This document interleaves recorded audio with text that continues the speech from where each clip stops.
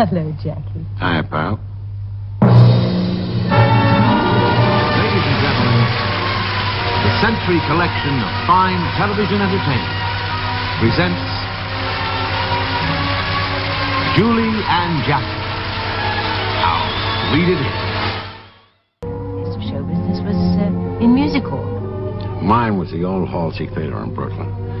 It's gone now, but they used to have an amateur night every Friday. Mm-hmm. And the winner got a gold watch. Well, I'll bet you won. Almost. I came in second. The winner was a performing mule.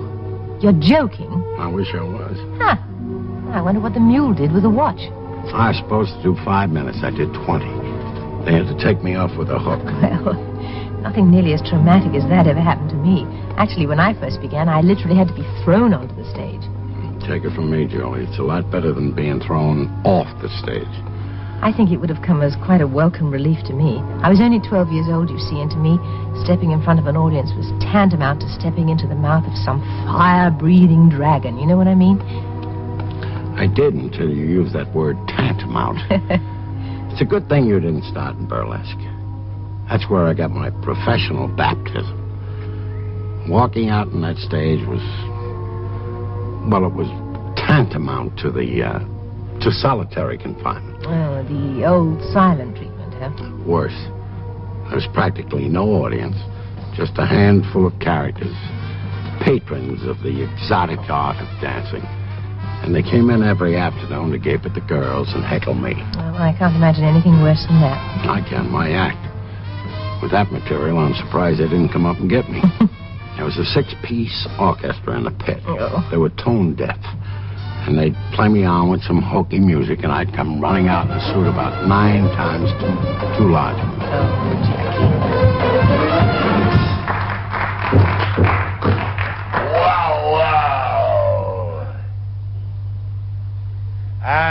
Please try and hold the applause down. I got a headache. Will the gentleman in the third row kindly put your hat on? The glare from your bald head is blinding me. Oh, You stink! Any more remarks like that, and I'll report you to the manager. I am the manager. I'll have you know I turned down a wicked palace to play here. You still stink! Who are you? The manager in the palace! Well, now that we're all on friendly terms, I have a couple of announcements to make. Bring on a girl. Before the show starts, if somebody who lost a wallet with a $10 bill in it will go to the back of the theater and form a single file, it'll be returned. It'll be returned to him. You stink. Who are you? Your father. That joke's on you. I don't have a father. And now, rolling right along, I'd like to introduce the star of our show, direct from a convent in southern France. I'd like to introduce the electrifying, dynamic, exciting bundle of charm, direct from Paris, France, Mademoiselle Bigby.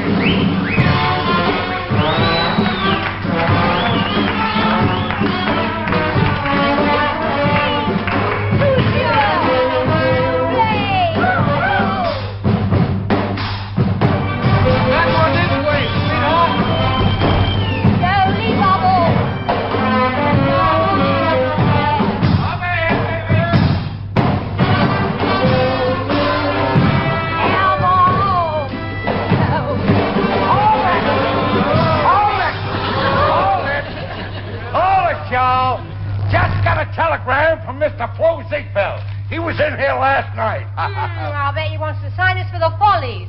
Most likely you'll want to sign me. Oh, no, I'm sure. Here it is. Me. The great Flo Ziegfeld, the star of our show, has just died, and he wants me to replace him. In the show? No, in a cemetery. Play.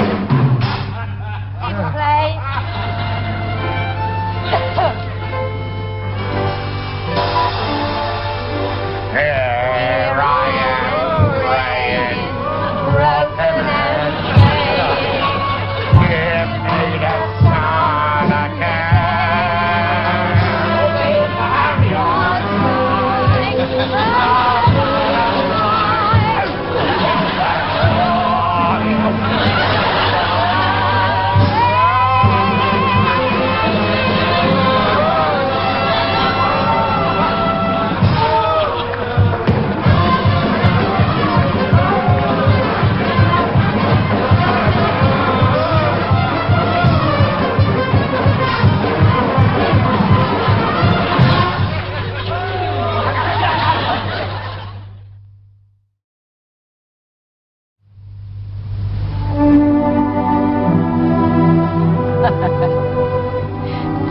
baby, you're the greatest.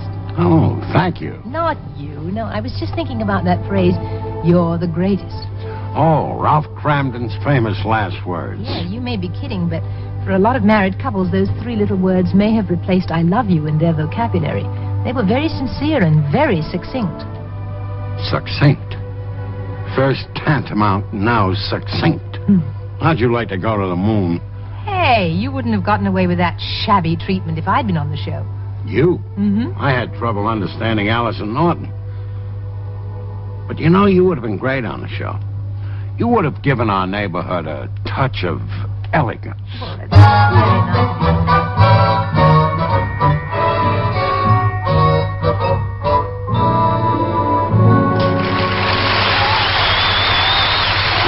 Alice, I'm home. Hurry up with the eats. I'm going bowling with Norton. Alice! Never home when you need her. Must be a snack.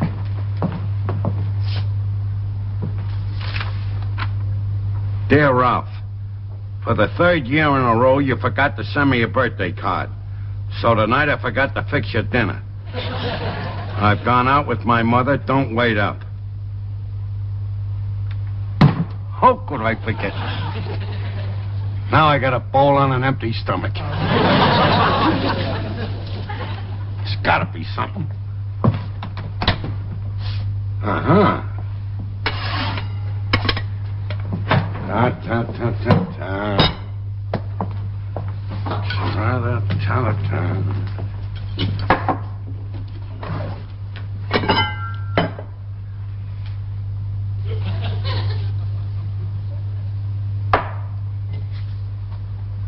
P.S.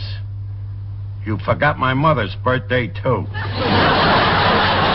Who did you? You'll eat those words, Alice. Come in. What do you say?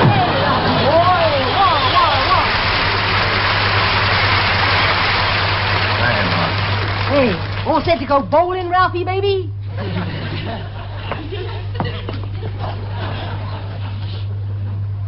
Will you stop that? Hey, what you eating, Ralph?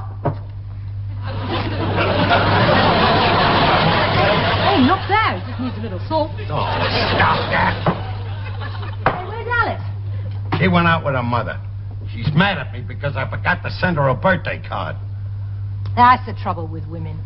You forget their birthday once a year, and right away they get sore. What am I gonna do, Norton? Well, why don't you tell her you sent her a card, but it got lost in the mail? That's dishonest. Besides, I told her that last year. Hey, I got it, Ralph. Why don't you write her a nice, intimate poem? Women like that. Hey, that's not a bad idea. Get some paper and a pencil. I'll dictate it and you write it down. Let's see now, we'll start off slow, sort of creep up on her.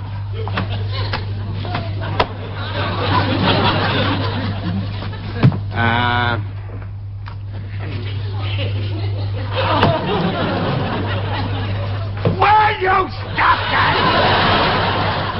Just write it down. I got it. My dearest, darling, sweetheart, loving wife, Alice. Roses are red, violets are blue. I'm sorry I forgot your birthday, but I'll make it up. I'll make it up. Hey, I got it, Ralph. What? My dearest, darling, sweetest Alice. Roses are red, violets are blue. I'm sorry I forgot your birthday, but I'll make it up. I'll forget next year's, too. All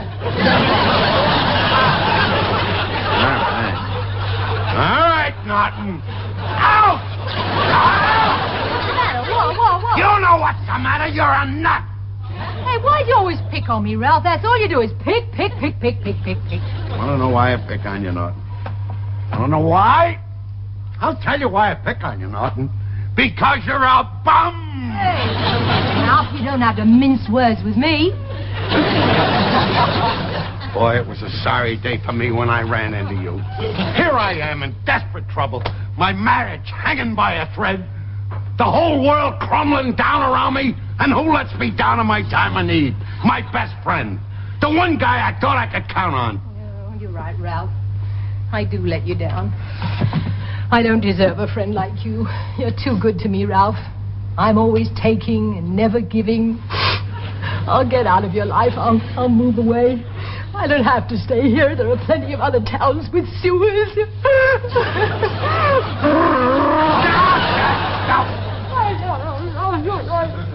I'm everything you said I was.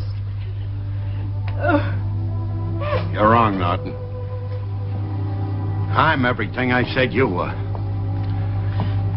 I don't deserve a pal like you. I'm a mooch. I wouldn't blame you if you never talked to me again. Hey, you know what, Ralph? You're the nicest guy in the whole world.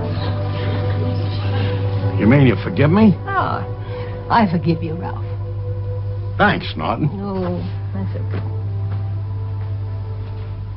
Baby, you're the greatest.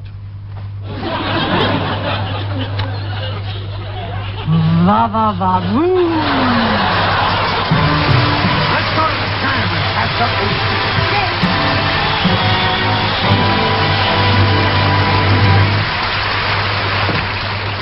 Oh, you shoot a great stick, Minnesota.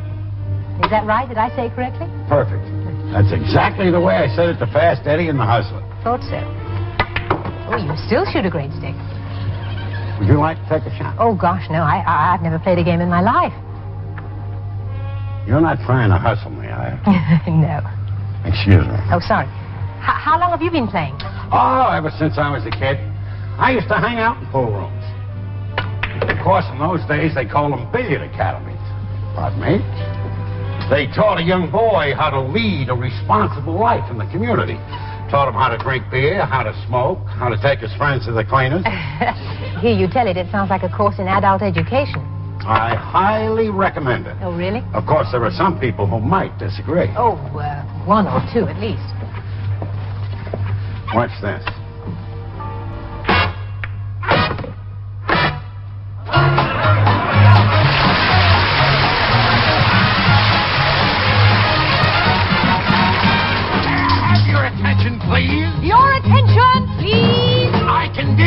Troubled friends with a wave of my hand this very hand. Please observe him, if you will.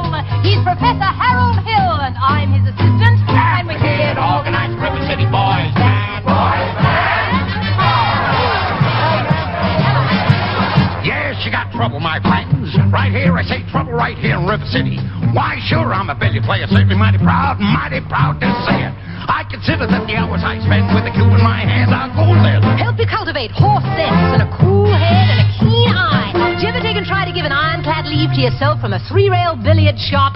But just as they say it takes judgment, brains, and maturity to score in a ball-playing game, I say that any boo can take and shove a ball in the pocket. And we call that sloth, the first big step on the road to the depths of degradé. I say first it's a little medicinal wine from a teaspoon.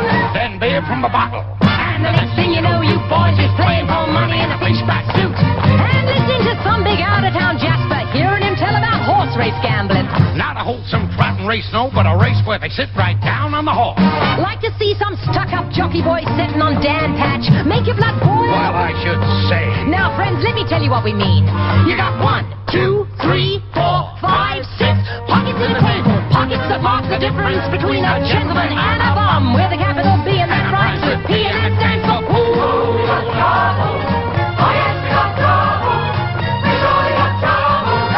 Now, I know all you folks have the right kind of parents. I'm going to be perfectly frank. Would they like to know what kind of conversation goes on while you're loafing around the hall? You'll be trying out Bevo. Trying out Cubed. Trying out tail-o-me's like cigarette pins. And bragging all about how you're going to cover up a telltale breath with sense in. One fine night, they leave the pool hall, headed for the dance at the Armory. Libertine men and scarlet women and ragtime. Oh, shameless music. They'll drag your son and your daughter to the arms of a jungle animal instinct. Mass hysteria. Friends, the idle brain is the devil's playground. Trouble. We got trouble right here in the city.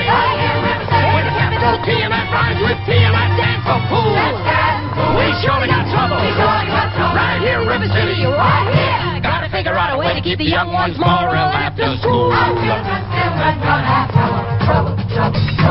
Mothers of River City, heed the warning before it's too late. Watch for the telltale signs of corruption. The minute your son leaves the house, does he rebuckle his knickerbockers below the knee? Is there a nicotine stain on his index finger? A dime novel hidden in the corn crib? Is he starting to memorize jokes from Captain Billy's whiz bang? Are certain words creeping into his conversation? Words like swell. And so's your old man. If so, my friend, If so, my friend, you got trouble. Right here, River City. With the capital P and that rhymes with P and that stands for fool. We surely got trouble. Right here, River City. Remember the Maine, Plymouth Rock, and the Golden Rule. Oh, we got trouble. We're in terrible, terrible trouble. That game with the 15 notes that falls into the full blue. Oh, yes, we got trouble, trouble, trouble. With a T. Gotta rhyme with T. And the stands for fool.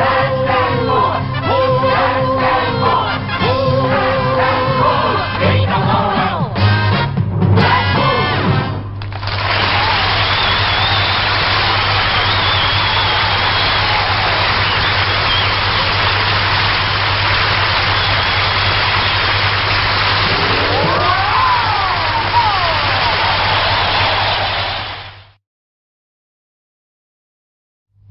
You know, he's a guy that's in trouble that everybody can laugh at. I guess we're relieved it's happening to him and not to us, huh? Well, that's what the poor soul's all about. He typifies the underdog. All the luckless little guys in the world that never really get a break. You see him every day. He's the guy that slips on a banana peel, or the guy that gets splashed by a passing car, or a flower pot falls on his head. It's not that life ever does him in. Somehow or another, he survives. But it just seems that life seems to get in his way.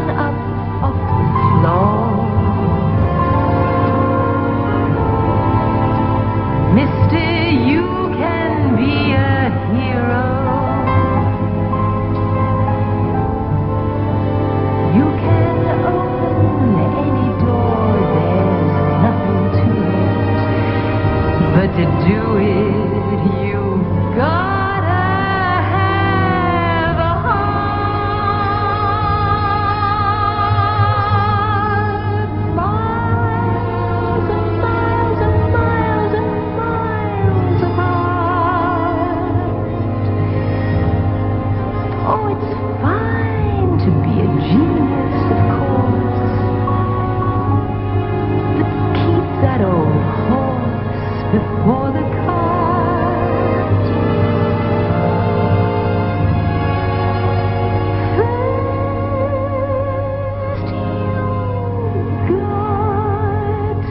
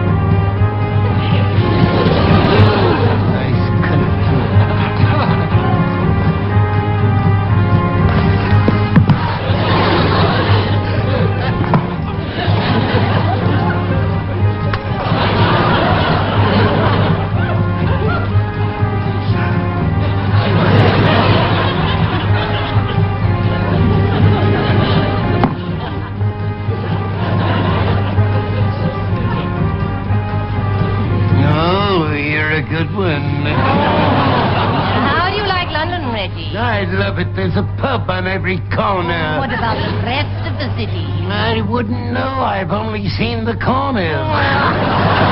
Cheers.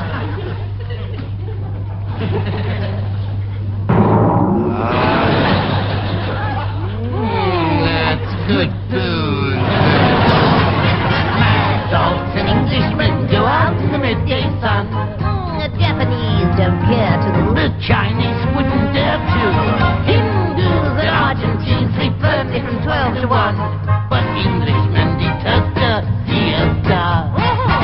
In the Philippines, there are lovely screens to protect you from the glare. In the mayonnaise states, there are hat-like plates which the Britishers won't wear. At 12 noon, the natives swoon and know for the work is done.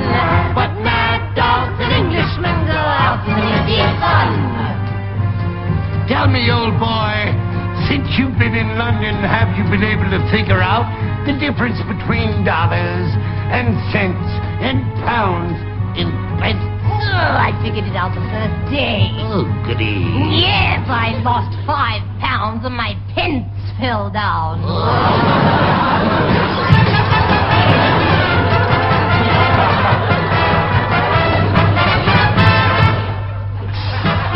Mad dogs and Englishmen go out in the midday sun. The toughest Burmese bandit can never understand it. In Hong Kong they strike a gong and fire a noonday gun to reprimand each inmate who's in late. In the mangrove swamps where the python romps, there is peace from 12 to 2. Even caribous lie around in stews, for there's nothing else to do. Tell me, Reggie, have you visited the tomb of Henry VIII? Who was that young boy? Oh, he was the infamous King of England. He had 6 wives, and he ate excessively, and he drank excessively, and he chased women excessively. What makes you so sure he's dead? Maybe he's just resting.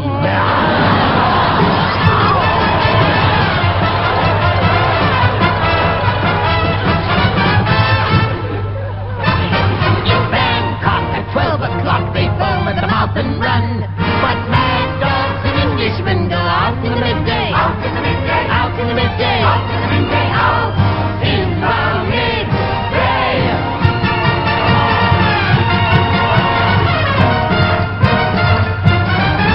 Run!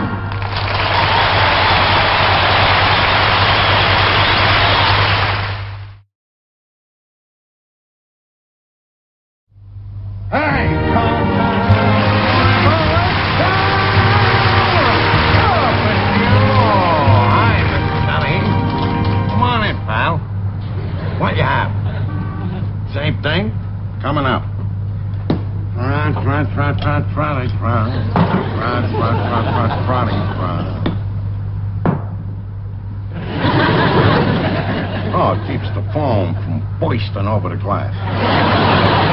Huh? Ah, we haven't had the pipes fixed. You know, everybody's going nuts, Mr. Donaghy. I call up the plumber today. I said, look, pal, I got a lot of rust in my pipes. It's making the beer look funny.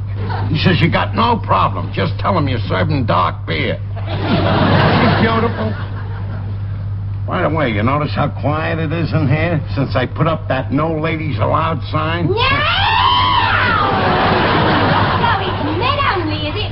Well, just you ruddy well wait and see. You're not going to keep me out of here. Here. Who the hell do you think you are trying to keep me out of here? I know my rights. The law says a woman can have a drink in any old dump she wants, and this here's the old dump I want to have me drink in. Look, Liza, this wasn't my idea. They took a vote. It was 18 against you and 1 for you. Oh, really? And who was the one what voted for me? Doesn't make any difference. He's not allowed in here. Blokes ought to be grateful I come in here. If it wasn't for me, you wouldn't have no class in this joint at all. Class? Just because you talk like Cary Grant don't mean you got class. Shut up. What about him over there? I suppose he's one of your posh eyebrow types. Oh. That bloke on top of the jukebox, the one that's trying to feed peanuts to the stuffed moose. Oh, that's McNulty. He's a zookeeper. He's one of my best customers. As a matter of fact, this is the only joint he'll go to. I'll bet the head waiter at the Ritz is absolutely green with envy. Why is it that every woman comes in here gives me a headache? Some dame comes in the other night, she's wearing a black dress, a big open umbrella, and she tells me she can fly. Her name was Peepins. Mary Poppins? Well, figures you'd know her. Oh, I know her all right. Oh, she fancies herself all prim and proper, she does. Just because she's got I am a lady printed all across her bloomers. She flew over so fast the other night, I didn't see that. You know what? I don't think you want me hanging about here because you're afraid. Afraid? Yeah, you're afraid that if you saw me in here every night, you'd sort of take a shine to me. You know, you'd be whispering sweet nothings in my ear after a while. You'd be taking me for strolls in the park. And finally, I think you'd get down on your chubby little knees and propose to me. Well, don't you worry, Joe, me darling. I promised me mum I'd never marry beneath me station.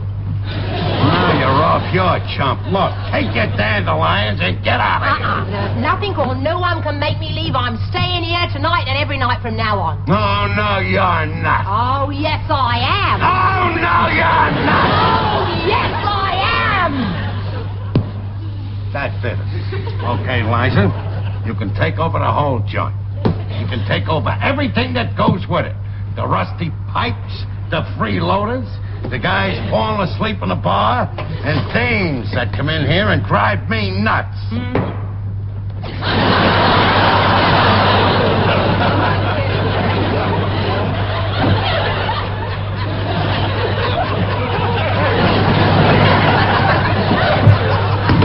And stay out. From now on, it's no men allowed.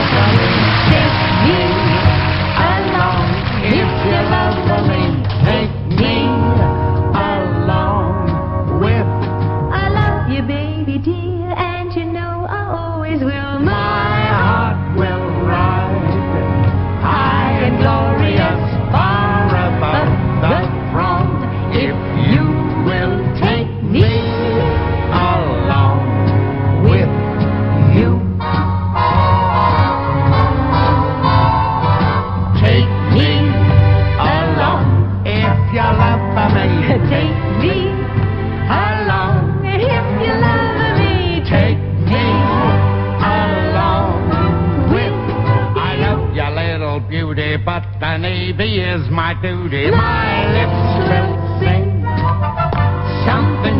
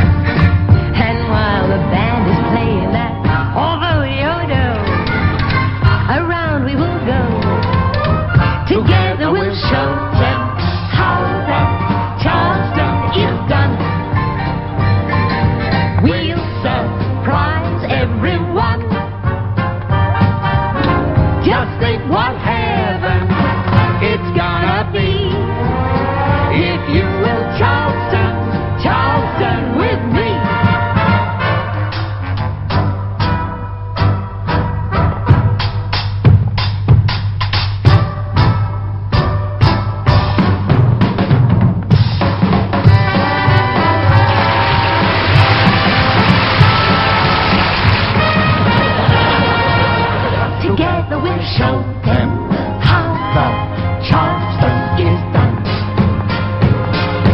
We'll surprise everyone. Just think what heaven it's gonna be.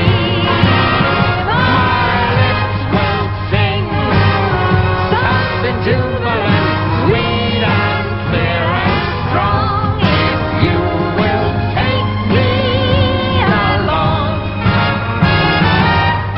take me along, take me along with you.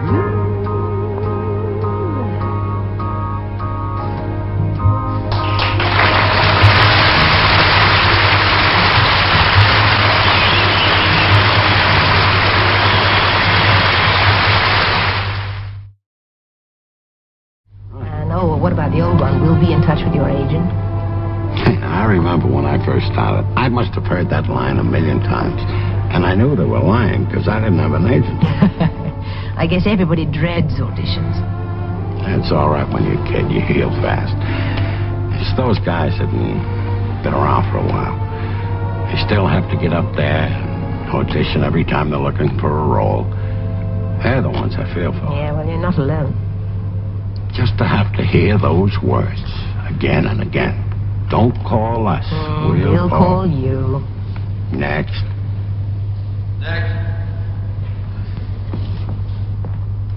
This is the last one. Yeah, John Dennis. The John Dennis. I know, but his agent asked us to look at him anyway. It'll only take a moment. Okay. Mr. Dennis? Well, that's a cue if I've ever heard one. Mr. Dennis, this is our producer. Oh, how do you do? It's a pleasure and a privilege. I don't have to tell you that your name in the theater is a hallmark of excellence. Are you ready to read, Mr. Dennis? You know, just the chance to audition for you is a credit in itself for an actor. Did your agent tell you about the part? Yeah, speaking of credits, I played this very same theater in 1943. It was a production of Nightfall. I co-starred with Paul Muni. The show's producer was the great Sam Harris. He gave me my first break. I shared top billing with Muni, above the title. Would you like to turn to page... Then in 1953, I played 268 performances as Buddy in The Dark Hours. That was at the old Mark Hellinger Theater. I remember on opening night, I came down with a touch of laryngitis. And in those days, there were no microphones. You know, you really had to project to get your voice across. Recently? Well, one thing and another. Summer stock, dinner theaters, a couple of industrial shows. Broadway? Well, you know how it is. I've been waiting for something worthwhile to come along. Something for, an actor of my caliber.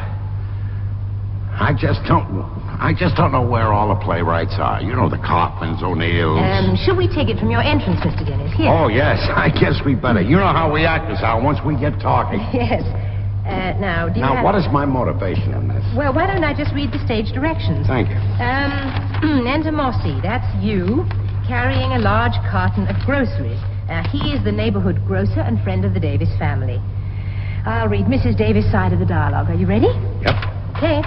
Now, Marcy, when are you going to learn to knock before you enter? You're a friend of the family, not my husband. What's the matter? Haven't I seen you in your robe and pajamas for the past 20 years? Oh, don't remind me. Just put the groceries down. How's Richie? How should he be, getting his head knocked in every night at that gymnasium?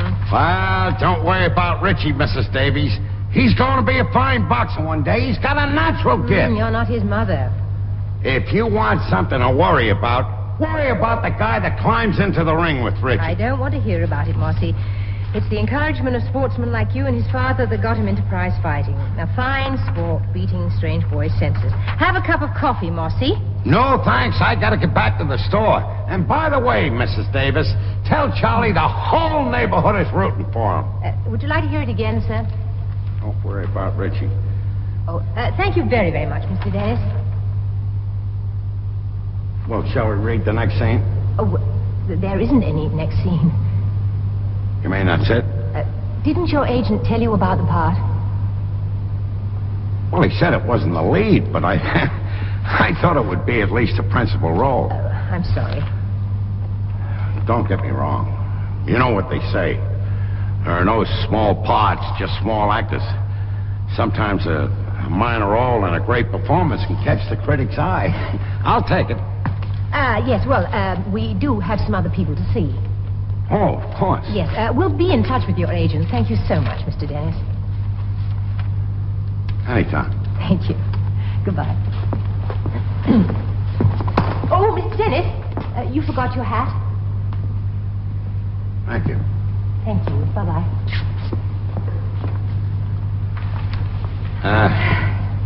Excuse me. I don't want to take up any more of your valuable time. I know you're a busy man. But may I tell you that I envy you? I could never do what you have to do. You know, sit there and make judgments of people. Must take a special knack, special gift, special indifference. Don't get me wrong. I'm sure it didn't come easy, that cold objectivity. Must have been a time when you first started when you still had some compassion for everyone who came in for a job. Well, it still hurt you to give them the brush off. I guess if you do it often enough, you get used to anything. And that's what I envy. The difference between your end of the business and our profession. We never get used to this. Some profession. 35 years of sweat and grind, and you're still treated like a beginner. Like a 55-year-old office boy, looking for a job with a chance for advancement. All those years. And what have I got to show for it? A couple of suits. I couldn't even get this one pressed. Well, Emperor, is it thumbs up or thumbs down? Do we get to work another day? Do we get to eat another day? Do we get to live another day? Mr. Dennis, please don't do this to yourself. It's no way for an actor to behave. Oh, yes, it is. I was doing what actors do best. Showing off a little bit. That was a speech from Scene 2, Act 3 of The Company Man. It was written by Robert Morton. That's what you call acting. Tell the Emperor. Next!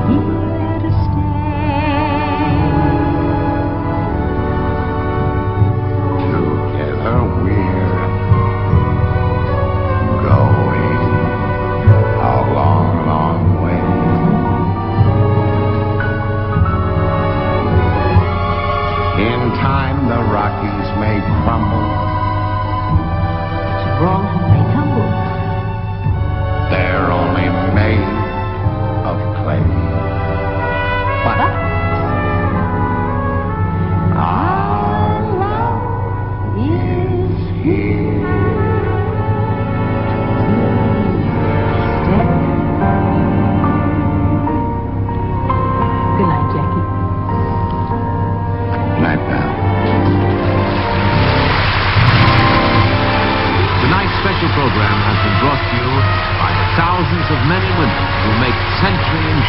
what it is. A big insurance company that doesn't act like a big insurance company.